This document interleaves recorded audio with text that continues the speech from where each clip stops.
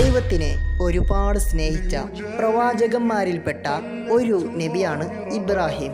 തന്നിലുള്ള വിശ്വാസം പരീക്ഷിക്കാൻ വേണ്ടി അവരെ അവിടെ ഉപേക്ഷിക്കാൻ വേണ്ടി ദൈവം പ്രവാചകൻ ഇബ്രാഹിമിനോട് കൽപ്പിച്ചു. സമയം കൂടുന്തോറും ചൂട് കൂടുന്നതിനനുസരിച്ച് കുഞ്ഞായ ഇസ്മായിലിന് ദാഹിച്ചു.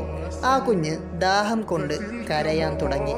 കൂടെ ആ മരുഭൂമിയിലേക്ക് പോകുമ്പോൾ ഒന്നും കൊണ്ടുപോകാത്ത ഹാജറക്ക് ഒരു പരിഭ്രാന്തയായി. അവിടെ വെള്ളം തേടി അവൾ സഫ മറുവ എന്ന കുന്നുകൾക്കിടയിൽ ബീവി 7 തവണ അങ്ങോട്ടും ഇങ്ങോട്ടും പോയി.